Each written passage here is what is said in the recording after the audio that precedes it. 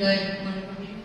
Assalamualaikum warahmatullahi wabarakatuh. Waalaikumsalam warahmatullahi wabarakatuh. Yang saya hormati Bapak Kepala SD Duku Payung, yang saya hormati rekan CGP Angkatan 7 Kabupaten Brebes, yang saya hormati Dewan Guru serta karyawan SD Duku Payung.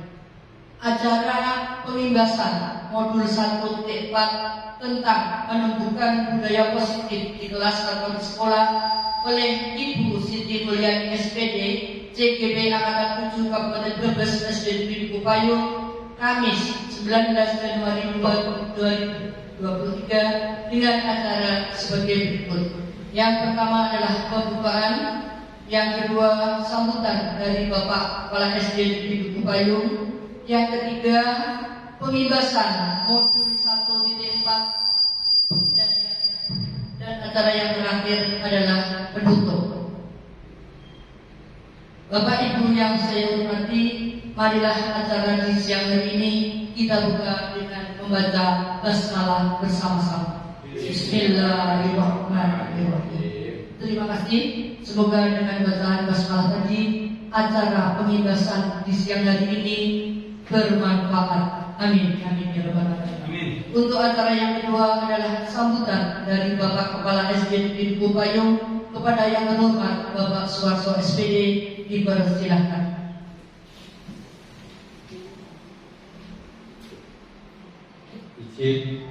Izin berdiri. Ini yang kami banggakan. Assalamualaikum warahmatullahi wabarakatuh. Waalaikumsalam warahmatullahi wabarakatuh.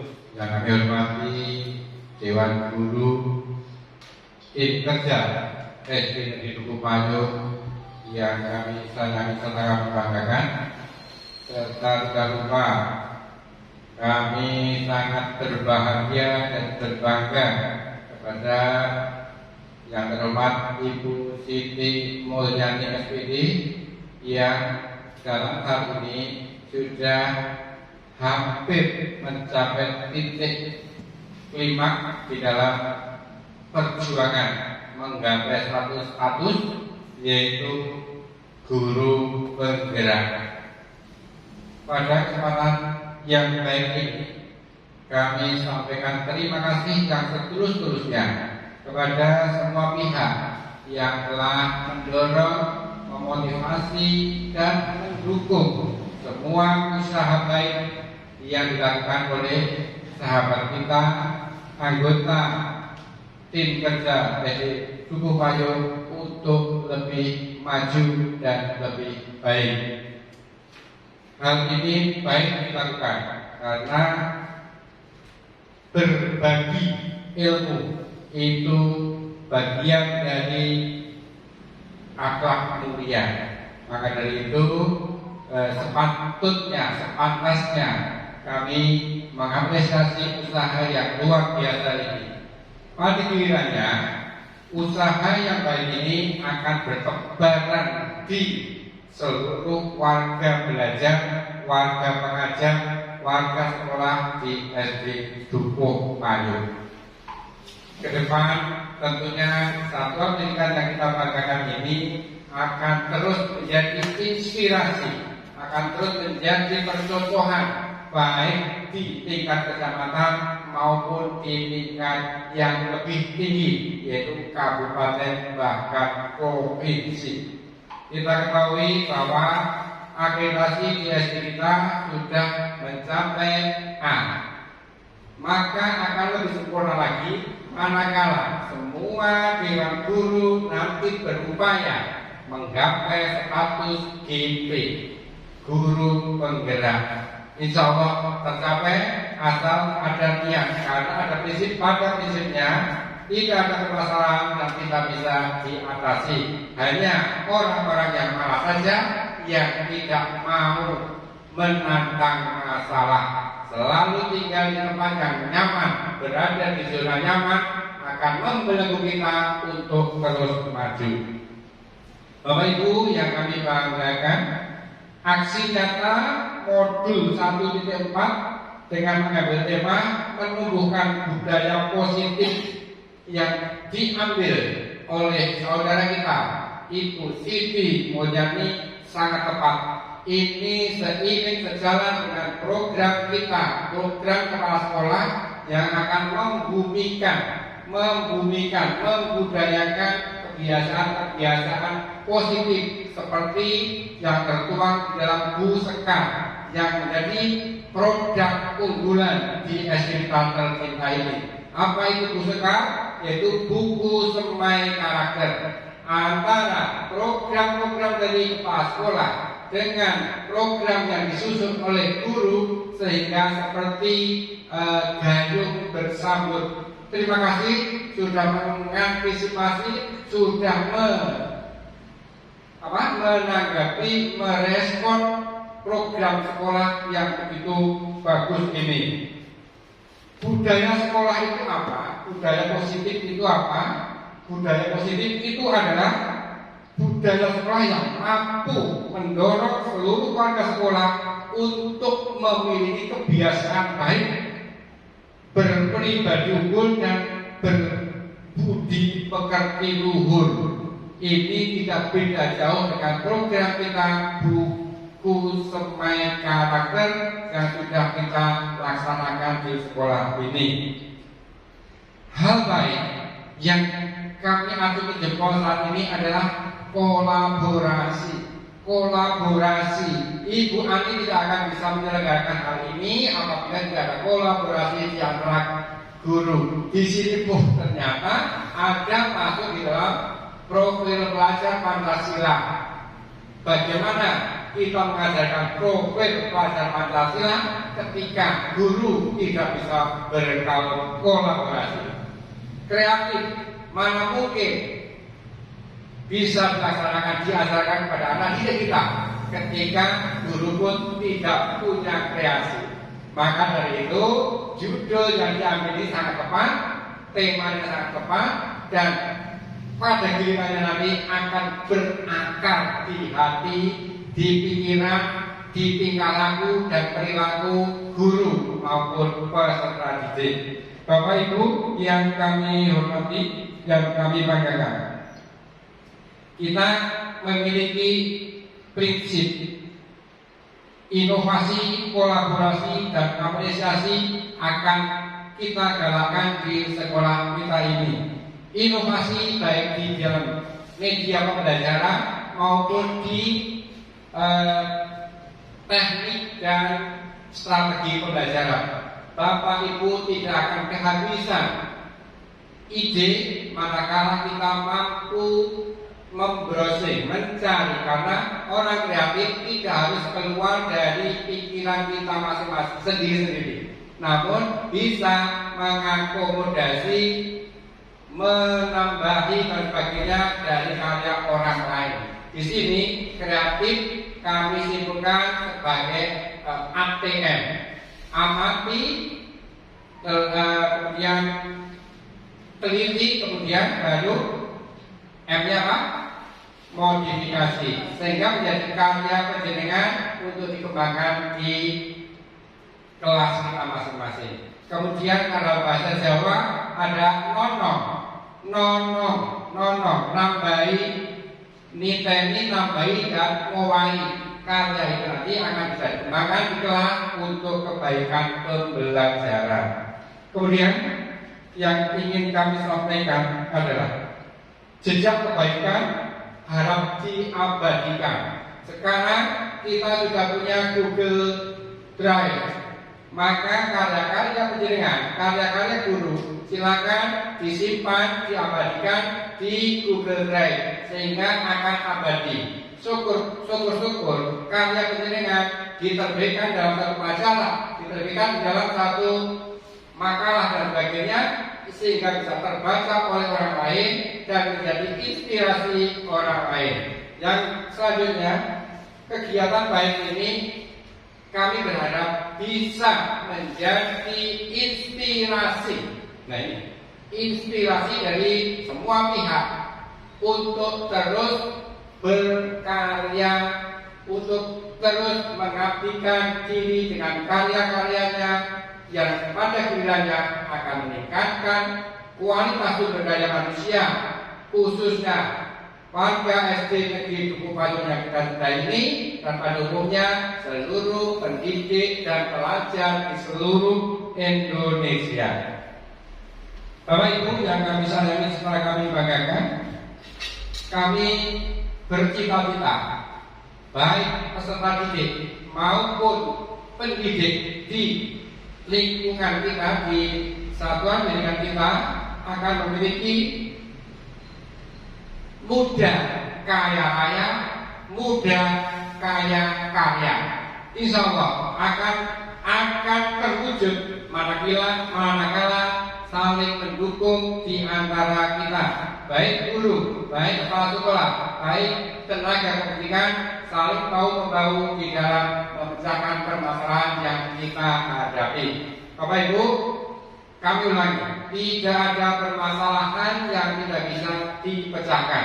Maka dari itu jangan patah mana, jangan pernah menghindari masalah. Justru ketika ada masalah harus kita hadapi. Ketika masalah kita hindari, maka masalah itu akan melahirkan masalah baru. Betul begitu? Betul. Melahirkan masalah baru yang akhirnya masalah akan bertumpuk dan membuat kita akan stres.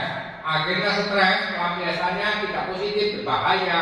Kalau stres pelampiasannya positif, tidak masalah. Untuk itu tetap bersemangat saudaraku, tetap semangat saudara pendidik di SD Dukuh Payung untuk terus meluangkan waktu berkarya untuk anak didik kita. Oke, karena itu profil pelajar Pancasila yang mengikuti beriman dan takwa kepada Tuhan Yang Maha Esa, mandiri, gotong royong, berkebinekaan tunggal, bernalar kritis dan kreatif, tidak hanya dihafalkan di lidah, di mulut saja, tidak hanya menjadi slogan di kelas, ditempel di tembok, ditempel di sebagai poster, tidak, harus diimplementasikan di setiap waktu, di setiap saat, di setiap langkah dan di setiap gerak. Maka lambat laun akan mengakar di hati jiwa nasabari kita semuanya.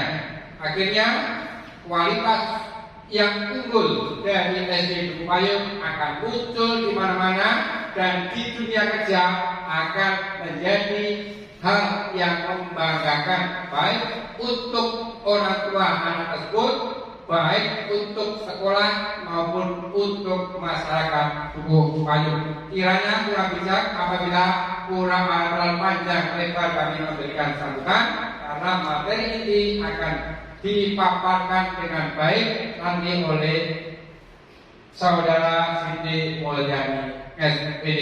Terima kasih. Akhir kata, assalamualaikum warahmatullahi wabarakatuh. Waalaikumsalam warahmatullahi wabarakatuh. Terima kasih disampaikan.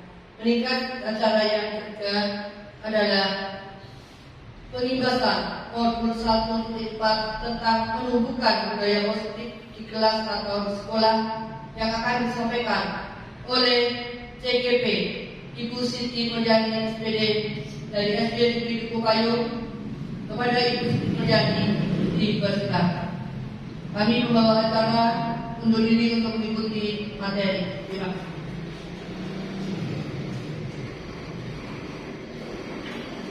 Terima kasih untuk Ibu Maria. Baik teman-teman, sebelum kita melaksanakan pengibasan, kita akan terlebih dahulu sekedar untuk biar semangat ya, kita akan melaksanakan SBD dulu. SBD-nya sangat mudah. Nanti apabila saya bilang semut, berarti semutnya kecil ya, dengan tangan seperti ini. Gajah besar. Iya, kebalikannya ya. Iya. Semutnya kecil, gajahnya besar. Nah, seperti itu ya. Iya, boleh berdiri. Iya, boleh berdiri. Iya, betul.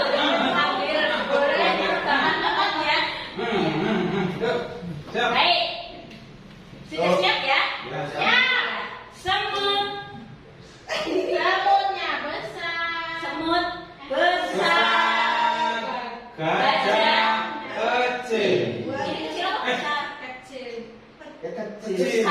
Oh, besar. Besar, kecil. Besar, kecil. Konsentrasi. Ya. Oke, konsentrasi. Ulangi ya.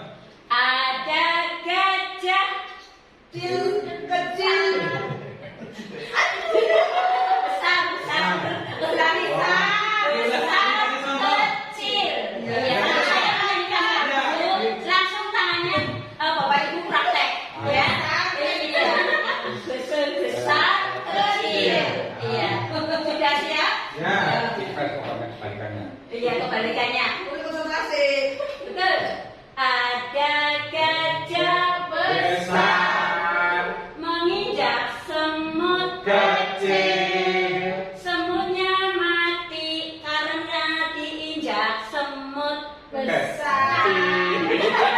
Semutnya besar kecil. Semutnya kecil. Iya, itu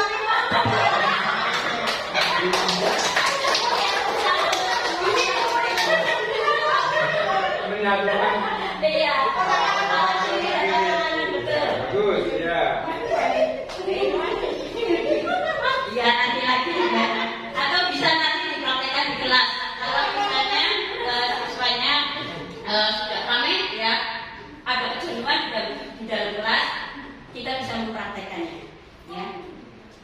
Baik, saya akan menyampaikan pembahasan tentang budaya positif.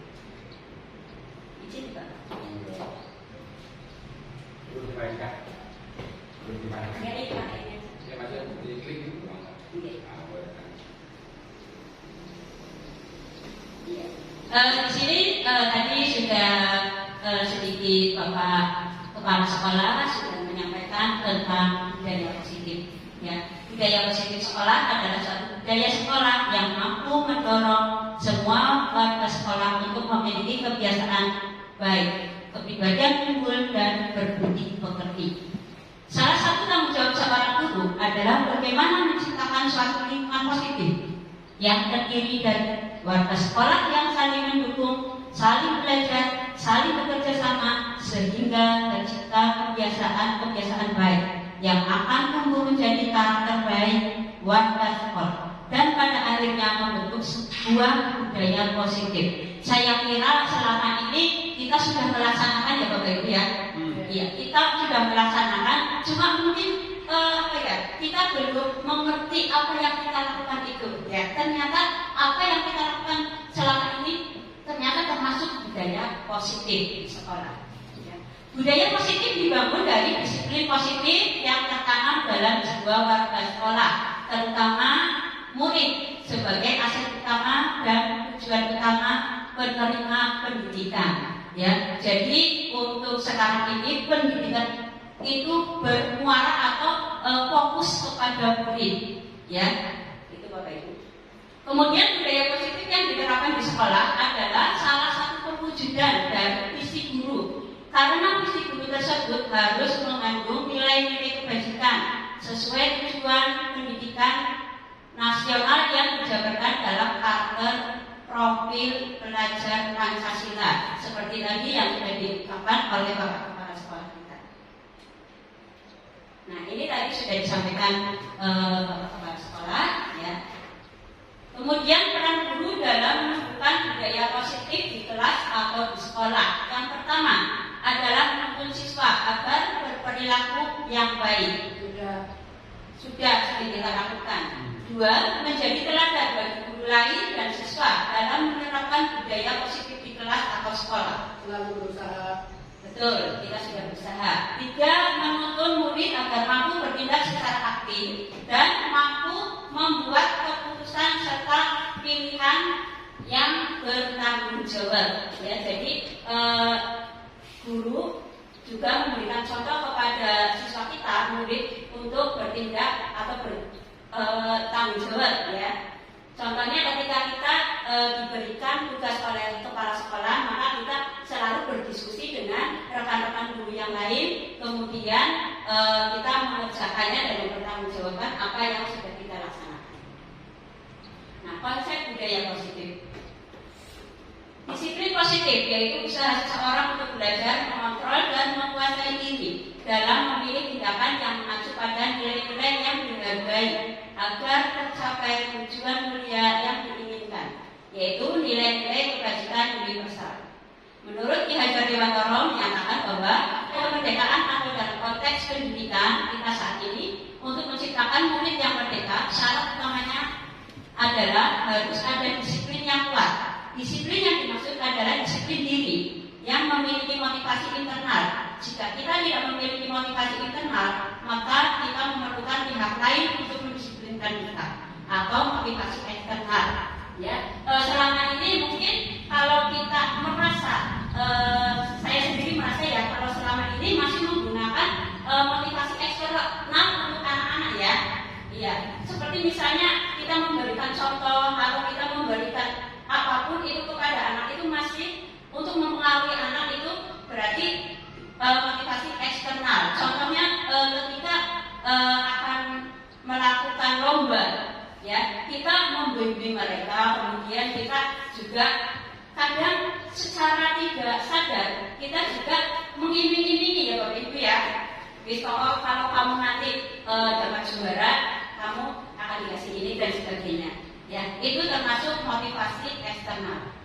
Sebagai pendidik, tujuan kita adalah menciptakan anak-anak yang memiliki disiplin diri, sehingga mereka bisa berperilaku dengan mengacu pada nilai-nilai kebajikan universal dan memiliki motivasi intrinsik bukan ekstrinsik. Kemudian teori motivasi, yaitu teori yang mendasari seseorang untuk berperilaku atau bertindak. Ada 3 motivasi perilaku manusia.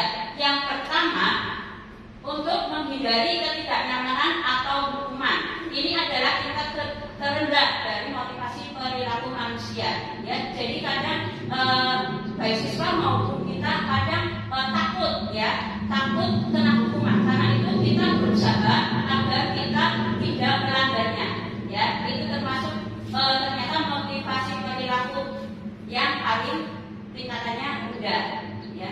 Kemudian yang kedua, untuk mendapatkan imbalan atau penghargaan dari orang lain. Ya, itu berarti kita ketika melakukan sesuatu tidak ikhlas, artinya kita masih mengharap imbalan atau pujian dari orang lain.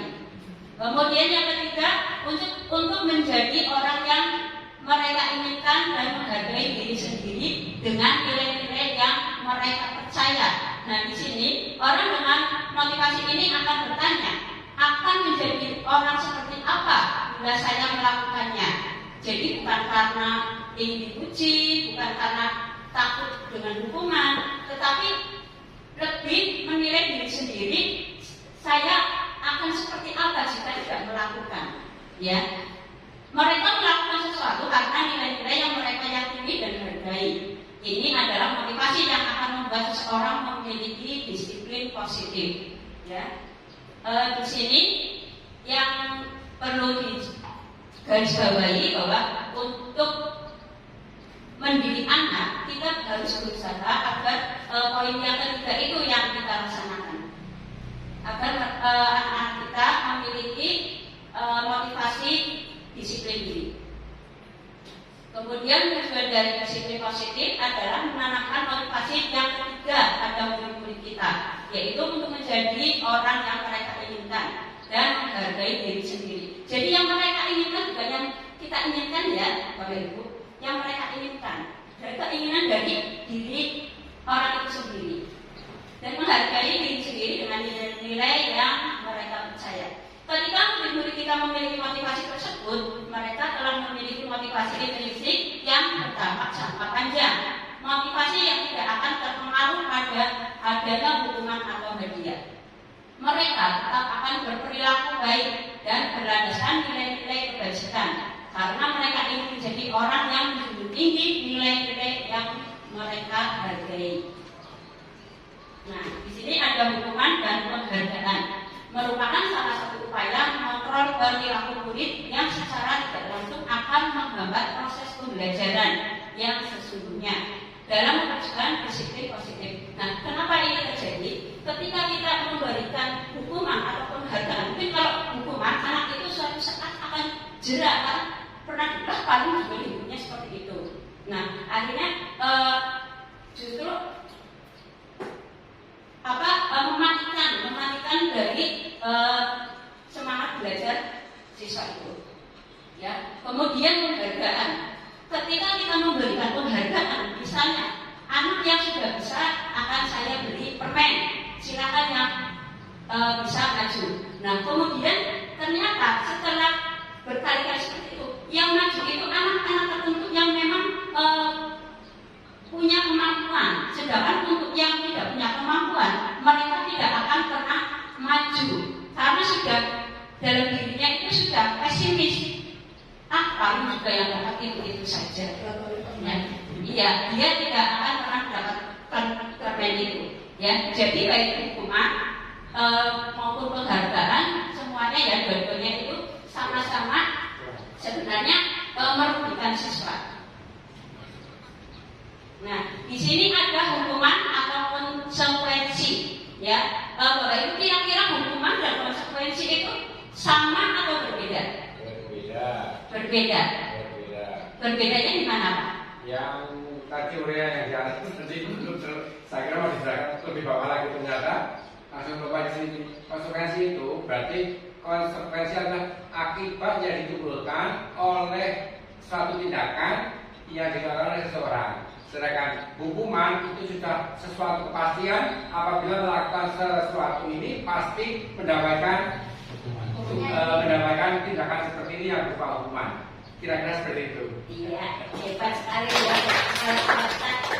Nah, saya sengaja langsung ke ini, maksudnya biar dengan materi itu mungkin lebih sulit diterima, tetapi dengan beberapa contoh itu lebih mudah untuk diterima ya Bapak Ibu ya. Yang pertama, mencatat 100 kali di dalam buku kalimat. Saya tidak akan terlambat lagi karena terlambat ke sekolah. Kira-kira ini hukuman atau konsekuensi? Hukuman atau konsekuensi? Hukuman. Baik. Hukuman. Sebenarnya untuk membedakannya antara hukuman atau konsekuensi, itu hukuman diberikan tiba-tiba, tidak ada pemberitahuan atau tidak ada kesepakatan di antara guru dan siswa. Kalau konsekuensi itu sudah ada, misalnya kita membicarakan dengan siswa. Nah, lain kalau misalnya kamu melanggar ini, nah kira-kira mau di konsekuensinya harus bagaimana? Nah, kemudian nanti siswa menentukan.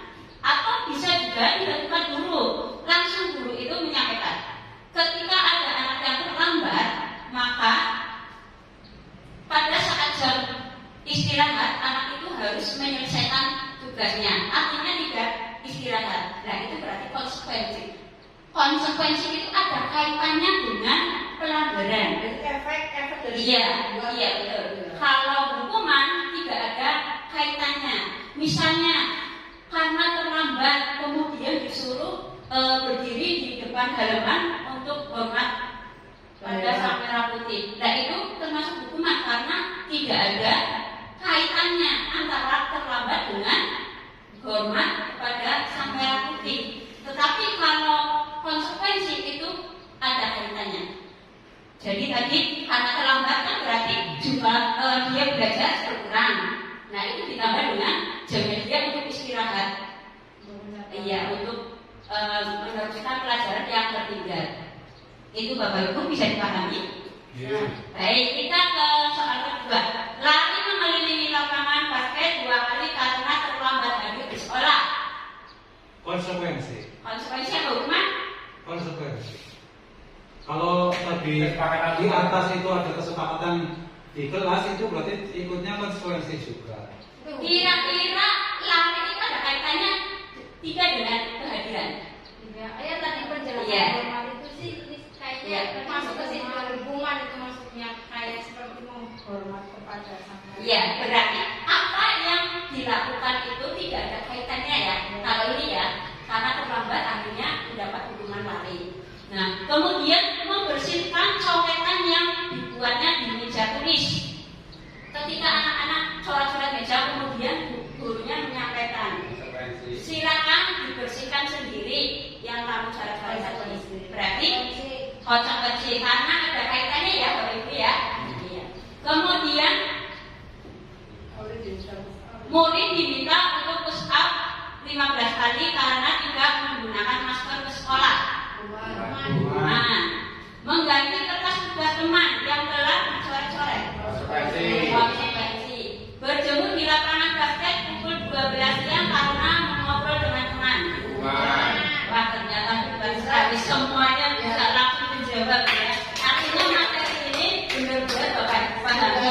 Ya, padahal tidak disampaikan definisinya dulu, ditemukan kemudian muncul definisi. Iya, betul. Kadang kita belajar kan kadang bisa dari kesalahan, bisa dari pengalaman, tidak harus menonton dari pengetahuan Bapak Ibu ya. Iya. Nah, di sini ada keyakinan kelas. Ya. Keyakinan kelas adalah nilai-nilai kebajikan universal yang disepakati kelas secara tersirat dan tersurat, lepas dari latar belakang suku, negara, bahasa maupun agama. Ya, jadi sebenarnya Bapak Ibu, ketika kita ajaran baru, itu sebelum kita melakukan pembelajaran, kita harus membuat keyakinan kelas. Keyakinan kelas itu berbeda dengan di sana ada peraturan kelas ya, Bapak Ibu ya. Biasanya ada tata tertib ya. Tata tertib itu berbeda dengan keyakinan kelas. Kalau tata tertib itu dibuat oleh guru atau sekolah, tapi kalau keyakinan kelas itu dibuat oleh siswa, ya. Karena apa? Yang akan melakukan itu siswa itu sendiri, ya. Jadi berbeda, harus ada dua-duanya. Ada tata tertib kelas, ada kemudian ada keyakinan kelas, ya. Kemudian pembentukan keyakinan sekolah atau kelas. Keyakinan kelas bersifat lebih abstrak daripada peraturan yang lebih rinci dan konkret.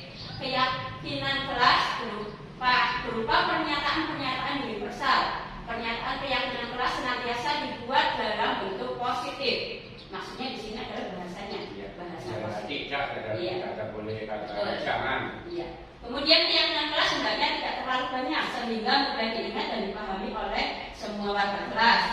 Keyakinan kelas sebaiknya sesuatu yang dapat diterapkan di lingkungan tersebut. Semua warga kelas sebenarnya itu berkontribusi dalam pembuatan keyakinan kelas lewat kegiatan surat pendapat. Jadi ketika kita akan membuat keyakinan kelas, semua bisa terpilih contoh keyakinan kelas. Ya, ini contoh keyakinan kelas dari kelas bawah. Setiap anggota kelas perlu belajar. Ya, jadi berbeda. Di sini abstrak, ya, tidak seperti tadi tata tertib kelas ya, itu berbeda langsung ada poinnya. Tapi kalau ini tidak. Keyakinan kelas dia berbeda. Kelas seperti itu ya. Iya, itu tata tertib kelas itu. Misalnya di situ berpakaian seragam merah putih setiap hari. Nah, itu kan sudah konkret ya, pasti nyata ya. Tapi untuk keyakinan kelas tidak. Ya. Kemudian di sini setiap anggota kelas perlu senang. Ya. Setiap anggota kelas perlu melakukan tugas. Setiap anggota kelas perlu saling menghargai. Setiap anggota kelas perlu merasa aman. Ya, kalimatnya positif ya, Mbak. Iya, betul. Kalimatnya harus positif. Ya. Kemudian ini contoh untuk kelas ini. Selalu bersikap positif, senantiasa menjadi diri terbaik, percaya dan menghormati orang lain serta barang miliknya, berkomitmen terhadap setiap tugas, senantiasa membantu. Nah, ini keyakinan kelas, contohnya seperti ini. Mengapa keyakinan kelas bukan peraturan kelas saja? Ya, keyakinan kelas adalah salah satu disiplin positif yang bisa kita terapkan dalam membangun budaya positif di sekolah. Dengan adanya keyakinan kelas di setiap kelas, diharapkan dapat mewujudkan tujuan pendidikan yang berorientasi pada profil pelajar Pancasila. Nah, kegunaannya apa? Keyakinan kelas itu nanti akan ada kegunaannya ketika kita menghadapi permasalahan-permasalahan di kelas. Kemudian kebutuhan dasar manusia di sini ada 5. Yang pertama, kebutuhan untuk bertahan hidup. 2, kasih sayang dan rasa diterima. 3, 3 kebebasan, 4 kesenangan, 5 penguasaan. Nah, di sini ada sebuah kasus, ya. Dinda, seorang anak kelas 3 SD, begitu tiba di rumah, sepulang dari sekolah menangis dan mengadu pada ibunya bahwa dia benci pada Ibu Rani, gurunya. Menurut Anda, kebutuhan apa yang berusaha dipenuhi oleh Dinda jika jawaban Dinda seperti ini? Yang pertama, Ibu guru bilang aku tidak boleh bersenandung sewaktu mengerjakan tugas. Katanya kelas harus tenang, tidak ada suara. Kan nggak seru jadinya. Nah, di situ kita lihat kembali. Nah, kebutuhan dasarnya. Nah, kira-kira kebutuhan apa yang ingin dipenuhi oleh Dinda pada poin A? Senangan, kebebasan, kesenangan. Iya, bisa kesenangan. Dan poin yang kedua, Ibu guru tidak menyapaku hari ini, padahal aku pakai split rambut baru. Kira-kira apa? Yang kedua kan Ya, kasih sayang ya, kasih sayang dan rasa diterima. Kemudian yang C, aku bosan, masa belajarnya cuma begitu-begitu saja, dengerin ibu guru saja. Kira-kira apa? Bosan berarti karena Kebebasan, belum bebas mengungkapkan pendapat tadinya. satu apa? Kebutuhan untuk Bukan kebebasan kan pendapat. Iya, kebebasan ya. Kemudian yang D, aku sebel gambarku tidak rapi. Malah ibu guru menunjukin ke teman-temanku di depan kelas. Nah, ini kira-kira apa? Masuk kemana itu? Gambarnya itu tidak bagus, tapi gurunya Iya, sengaja iya. memamerkan kepada teman-temannya. Power. Apa itu? penguasaan. Iya, penguasaan ya. Bentar Mbak, ini pas sekali dengan pengalaman saya sekarang Mbak. Iya. Ya, ini terima kasih dengan materi penjelasan ini pas dengan apa yang sekarang saya alami. Anak saya sepulang sekolah mengatakan, Bu, saya besok tidak mau berangkat sekolah. Kenapa? Bapak gurunya itu membawa gitik itu tahu Bu? Gitik itu apa Pak namanya? Gitik terus. Jadi saya tidak masuk. Berarti anak saya itu kebutuhan dasarnya itu apa Bu yang ini? Yang pas?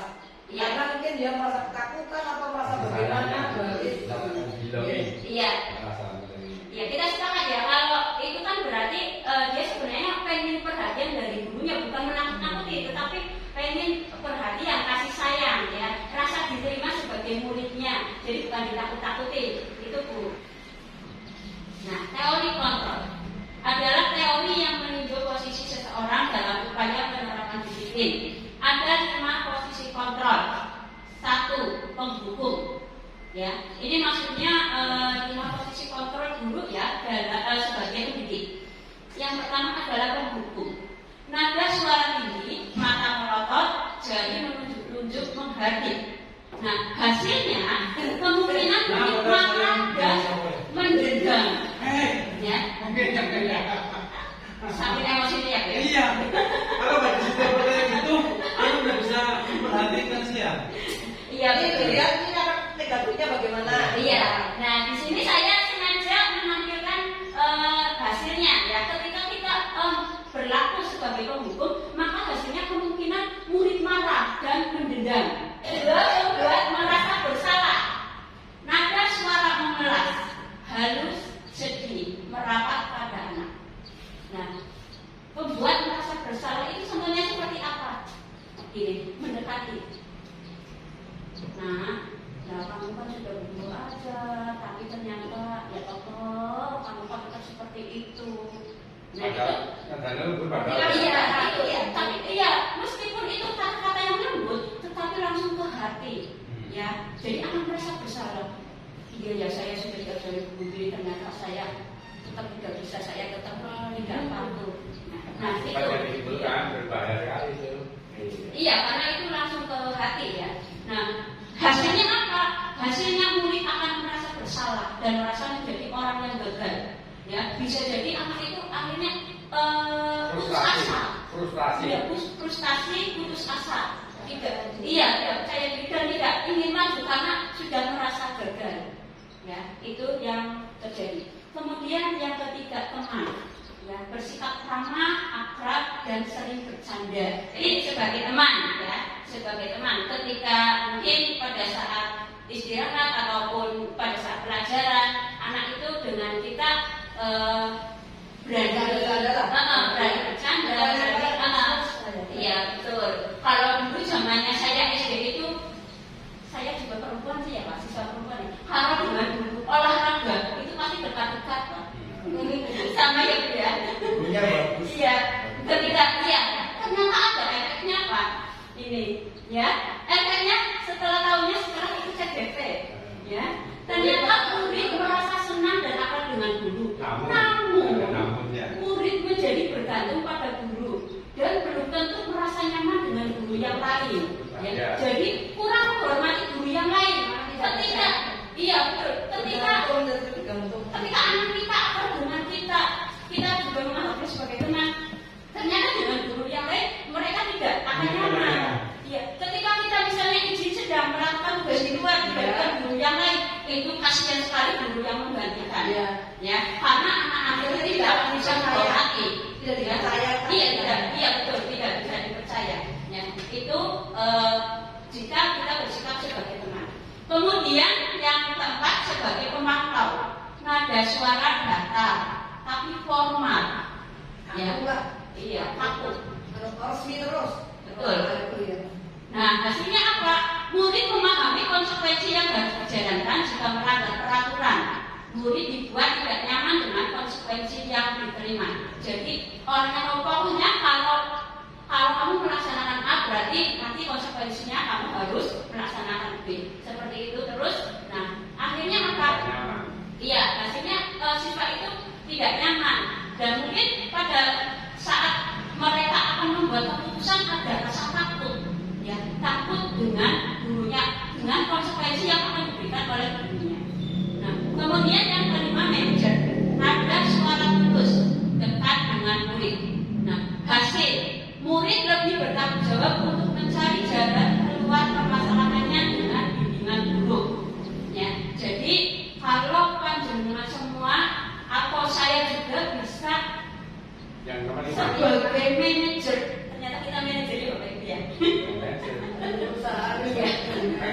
Kalau kita bersikap sebagai manajer itu akan sangat baik sekali untuk perkembangan siswa. Ya. Hasilnya terbaik dari 5. Ya, dari 5 posisi kontrol ini ya diharapkan nantinya kita itu bisa di posisi manajer. Amin ya Bapak Ibu ya. Amin. Kendalikan dulu emosinya ya. Nah, ini ada posisi kontrol restitusi. Nah, motivasi eksternal dan internal tadi seperti yang sudah dijelaskan. Motivasi eksternal bisa mengakibatkan identitas gagal. Ya, siswa berperilaku kontrol negatif. Ya, dengan melalui menghukum atau membuat merasa bersalah. Ya, kalau bisa ini yang dua kita hindari ya Bapak Ibu. Karena apa? Di sini perilaku kontrol negatif. Kemudian motivasi intrinsik, ya, identitas sukses. Perilaku kontrol positif, ya, identitas sukses. Kemudian ini sebagai teman dan pemantau. Kemudian kontrol diri sebagai manajer, ya. Ini contoh menghukum, guru berbuat menghadir, menunjuk, ya, menunjuk maksudnya bukan menunjuk untuk maju ke depan kelas. Kemudian menyakiti, menyindir, ya, itu contohnya. Kalau misalnya dalam perkataan, misalnya kalau kamu tidak melakukannya, saya akan apa, gitu. Nah, hasilnya tadi sudah disampaikan ya. Iya Bapak Ibu, jadi setelah kita mengetahui ini materi ini,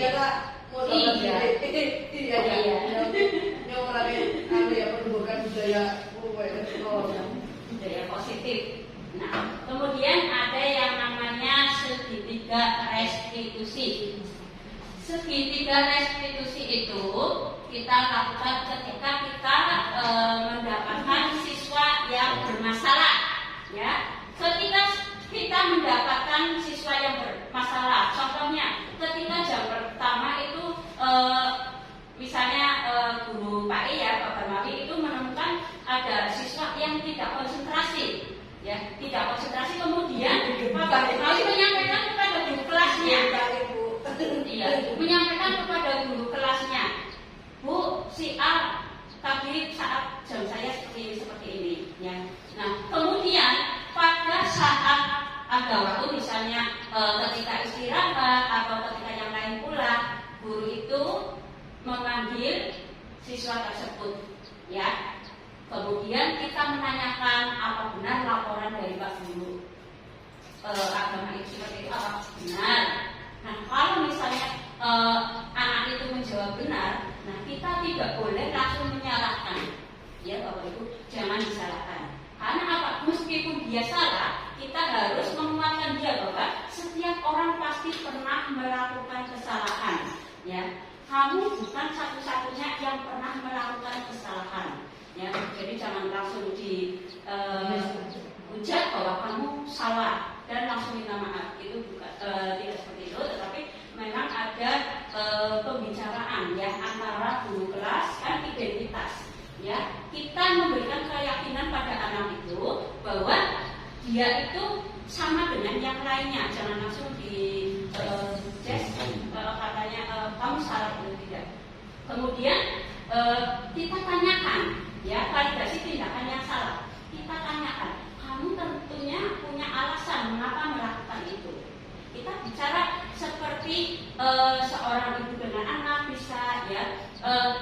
Intinya apa? Saat kita berbicara dengan anak pada saat itu, jangan membuat anak itu takut bahkan menangis sehingga tidak nyaman. Ya, biarkan kita memberikan penguatan agar anak itu tetap bersemangat dan mau berkata dengan jujur. Ya.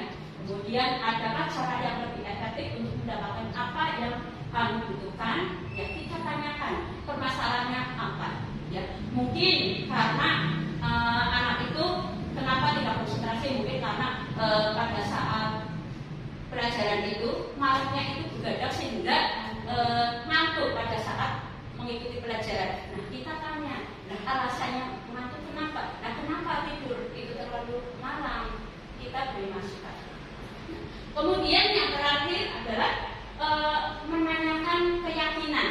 Ya, ketika siswa itu sudah merasa, ya, bahwa dia merasa bersalah sendiri, ya, maksudnya mengakui kesalahannya, kemudian kita tanyakan kepada anak itu, ya, langsung tanyakan kepada anak itu. Nah, kira-kira keyakinan kelas apa yang telah kita sepakati? Nah, tadi kan kita sudah memberi contoh keyakinan kelas, ya, yang sudah dibuat, ya. Nah, kita kaitkan dengan itu, keyakinan kelas itu. Nah, kalau anak yang akan menemukan sendiri, bukan gurunya, tetapi anak yang akan menemukan sendiri. Nah, kalau anak sudah menemukan sendiri, misalnya, ya Bu, maaf saya melanggar karena saya tidak menghargai orang lain. Nah, terus kita tanya, nah, terus untuk itu kamu harus bagaimana? Harus melakukan apa? Saya harus menghargai orang lain, Bu, dengan cara bagaimana? Nah, anak itu akan menjawab, saya akan minta maaf pada Pak Guru Agama, misalnya seperti itu. Ya, jadi kita tidak langsung kamu salah, harus minta maaf kepada guru. Nah, itu segitiga restitusi.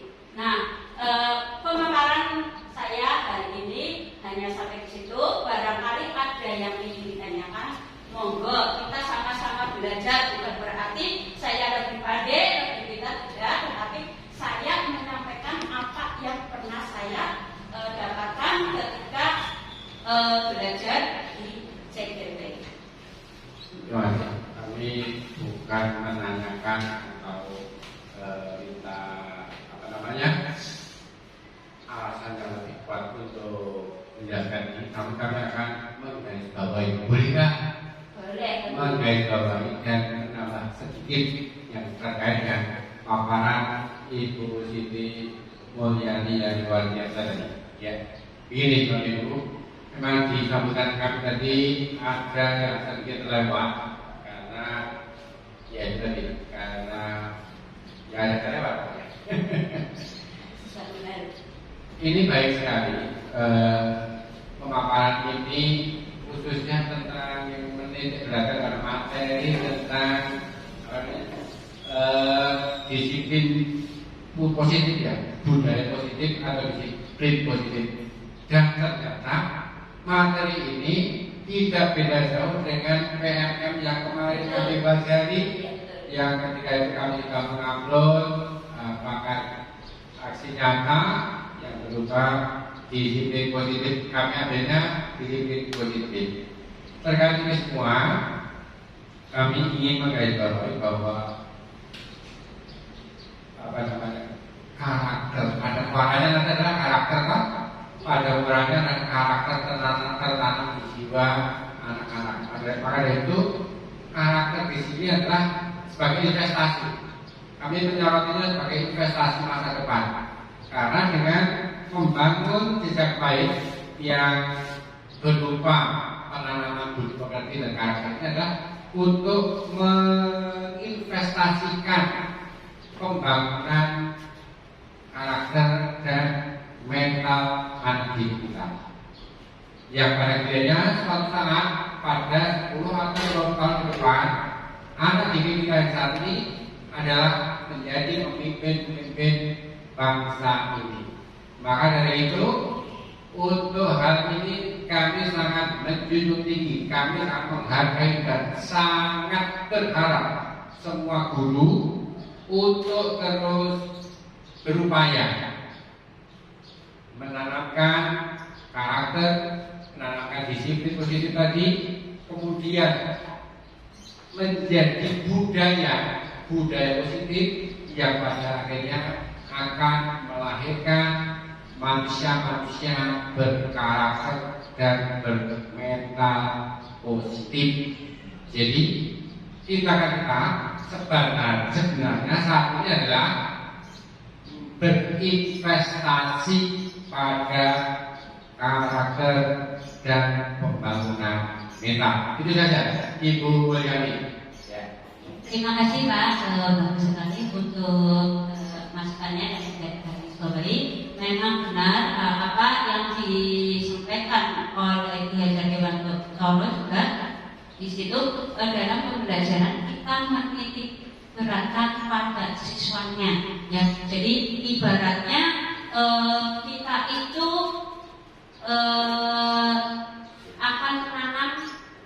akan menanam padi ya. Untuk menanam padi biar bagaimana bisa tumbuh subur, maka kita harus mengelola tempatnya, kemudian merawatnya dengan memberi pupuk dan menyiramnya dan sebagainya agar kelak itu menjadi benar-benar berbuah padi yang bagus. Yang tentunya seperti itu. Jadi kita harus benar-benar memperhatikan karakteristik siswa dapat berkembang dengan normal sesuai dengan tujuan pendidikan nasional. Baik, itu saja. Bapak Ibu ada lagi? Monggo. Terima kasih Mbak Ani. Dan juga motivasi yang dapat kita lakukan untuk siswa kita, yaitu satu berupa hukuman, dua berupa penghargaan atau imbalan, yang ketiga berupa motivasi diri. Nah, dengan adanya materi di CGP Ibu ini, apakah untuk membudayakan positif di kelas 1 sekolah pemberian hukuman atau penghargaan itu masih diperbolehkan atau boleh tapi dengan hanya sedikit presentasinya, atau memang tidak boleh sama sekali? Seperti itu. Terima kasih. Baik, langsung saya jawab. Untuk hukuman tadi kita sudah melihat akibat-akibatnya ya. Ya. Nah, kalau kita melihat di situ dari akibat dari adanya hukuman atau penghargaan, nah menurut Bapak Ibu sendiri sebagai guru, kira-kira masih layak tidak kita memberikan hukuman dan penghargaan? Menurut saya, kalau memberi hukuman yang memang agak yang serius, yang membatalkan anak, ya ini kelas anak-anak SD, itu ya enggak layak. Tapi kalau memang itu dibiarin saja, nggak ada hukuman sekecil apa akad beranak. Artinya hukum ada halus, akad naik sedikit. Ternyata biasa saja. Setelah kita akad bentak sebentar aja sudah mulai diam.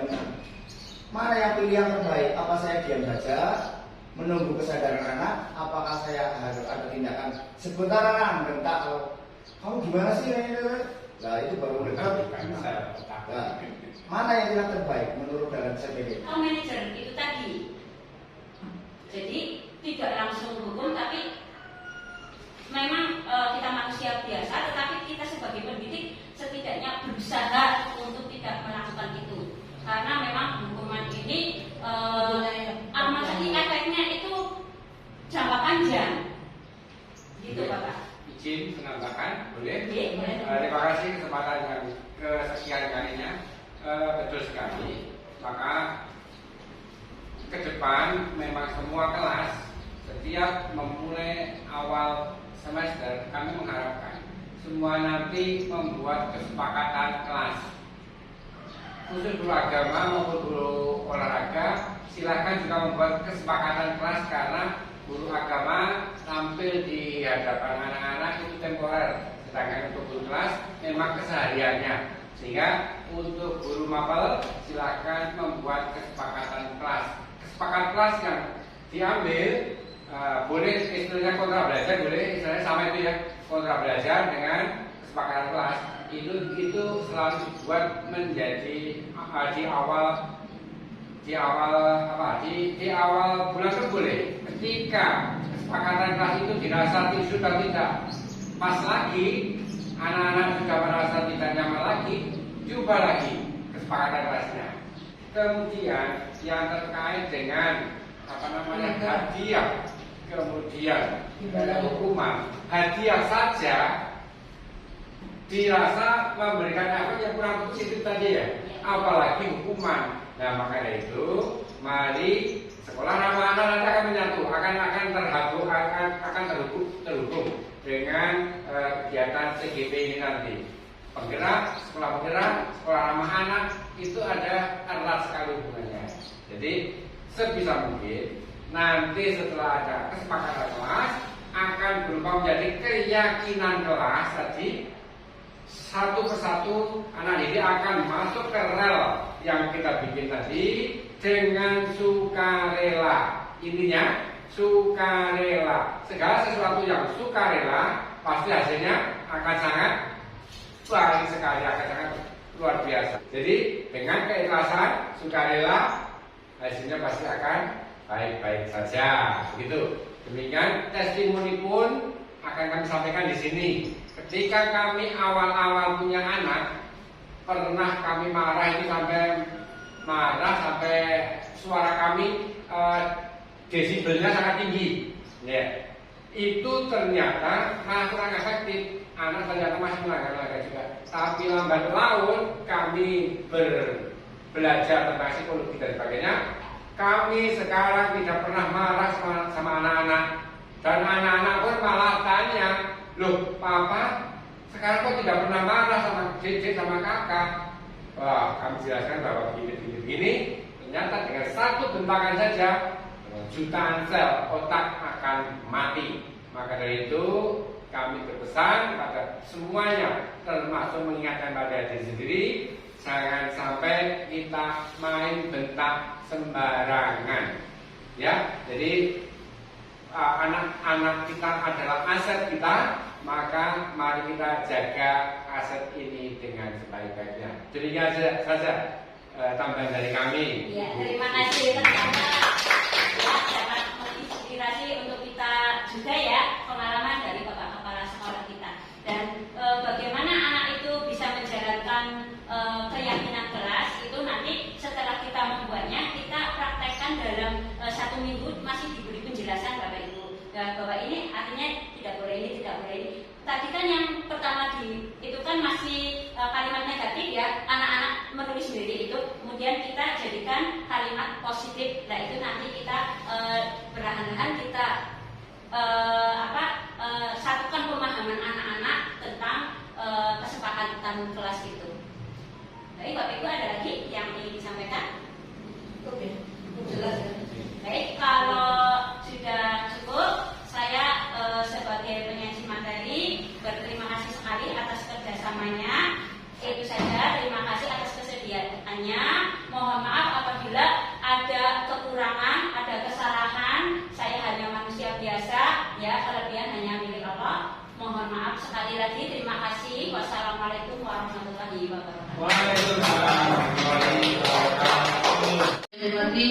Demikian tadi penyampaian materi modul 1.4 oleh Ibu Siti Mulyani SPD. Semoga materi yang cukup jelas disampaikan tadi bermanfaat bagi pribadi kita khususnya dan umumnya bagi pendidikan di SD Negeri Dukuh Payung. Amin, amin ya rabbal alamin. Terima kasih. Mari kita tutup dengan membaca hamdalah bersama-sama. Alhamdulillah. Wabillahi taufiq wal hidayah. Wassalamualaikum warahmatullahi wabarakatuh.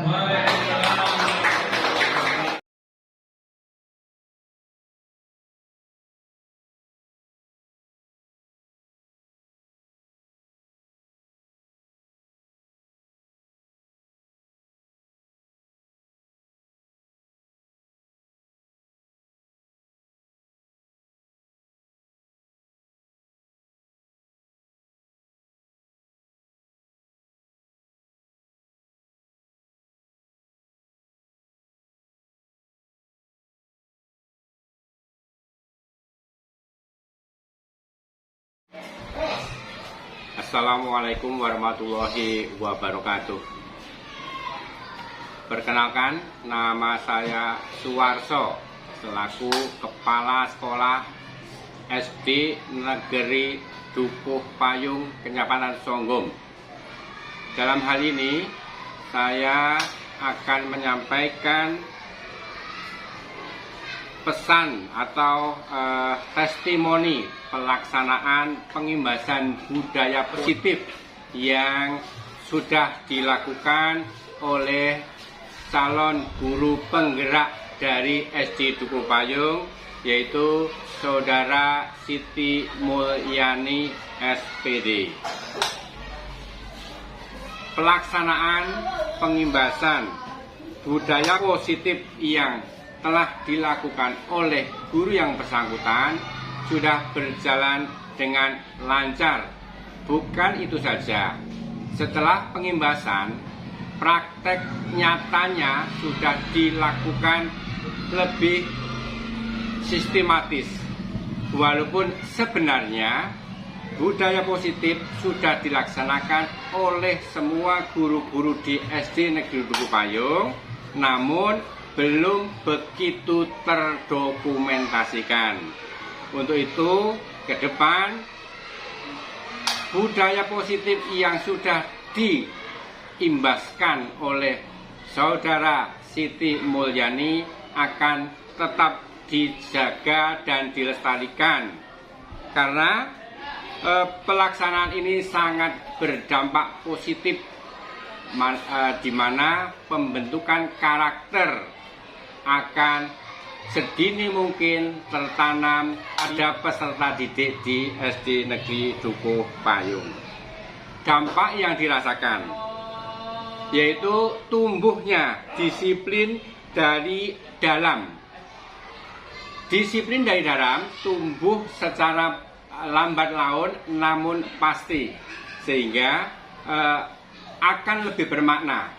Apabila disiplin karena faktor eksternal, bisa jadi saat-saat tertentu saja, namun tidak melekat erat di hati sanubari anak didik kita. Maka dari itu, disiplin yang tumbuh dari dalam ini akan terus dikembangkan, akan terus ditebarkan agar praktek baik selanjutnya akan menjadi sebuah budaya. Bukan menjadi kebiasaan saja, tapi sudah membudaya.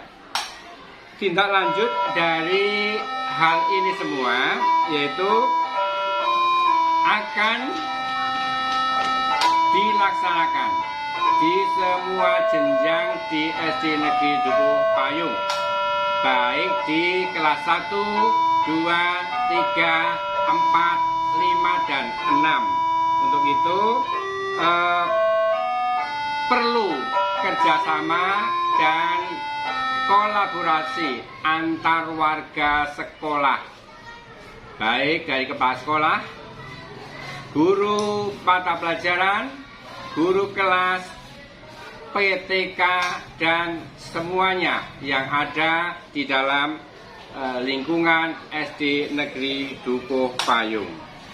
Kemudian tindak lanjut yang kedua, kita manusia pasti ada pasang surutnya. Maka dari itu saling mengingatkan di antara guru-guru kita di dalam penerapan disiplin positif harus dilakukan setiap saat. Harapannya disiplin positif akan menjadi budaya yang melekat erat di hati dan jiwa anak didik kita pada khususnya, dan menjadi budaya di lingkungan belajar di Kecamatan Songgong umumnya, dan lebih luas lagi di seluruh satuan pendidikan di seluruh Indonesia. Dengan demikian, budaya positif yang sudah dilakukan oleh masing-masing sekolah pada gilirannya akan melahirkan sumber daya manusia yang unggul yang akan mampu menjawab tantangan zaman. Pesan dari kami untuk guru, teruslah berupaya optimal, seoptimal mungkin di dalam pelaksanaan budaya positif. Ya. Kemudian untuk lembaga pendidikan kita, jadikanlah lembaga pendidikan kita menjadi persemaian karakter unggul. Semoga kegiatan yang telah dilakukan oleh saudara Siti Mulyani akan terus berkembang dan berkembang sehingga pada gilirannya nanti melahirkan manusia-manusia unggul, manusia-manusia super yang cerdas dan bertanggung jawab. Demikian testimoni dari kami selaku Kepala Sekolah SD Negeri Dukuh Payung. Semoga bermanfaat untuk kita semuanya. Assalamualaikum warahmatullahi wabarakatuh. Assalamualaikum warahmatullahi wabarakatuh. Bapak Ibu yang saya hormati, perkenalkan nama saya Siti Korifah.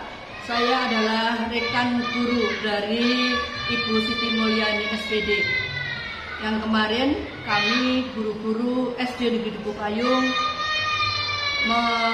mengikuti sosialisasi yang dilaksanakan oleh rekan kerja kami, yaitu Siti Mulyani adalah peserta CGP Angkatan ke-7 Kabupaten Brebes. Pada sosialisasi yang dilaksanakan kemarin, rekan-rekan kami telah menerima materi yang sangat cukup jelas, yaitu materi atau modul 1.4 tentang budaya positif di kelas dan di sekolah. Penyampaian materi tentang modul ini yang melalui layar LCD dan juga praktek langsung sangat kami terima dengan cukup jelas. Kami yang sementara ini mempraktekkan tapi tidak tahu jelas tentang apa itu akan menjadi lebih tahu bagaimana budaya-budaya positif yang perlu kita tanamkan di kelas atau di sekolah yang akan menumbuhkan motivasi bagi siswa yang tidak menimbulkan efek atau akibat bagi siswa tersebut. Oleh karena itu, kami berharap kegiatan sosialisasi seperti ini yang dilakukan oleh CGP akan terus berlangsung bagi perkembangan pendidikan khususnya di SD kami dan umumnya pendidikan di Indonesia. Demikian apa yang dapat saya sampaikan. Wassalamualaikum warahmatullahi wabarakatuh.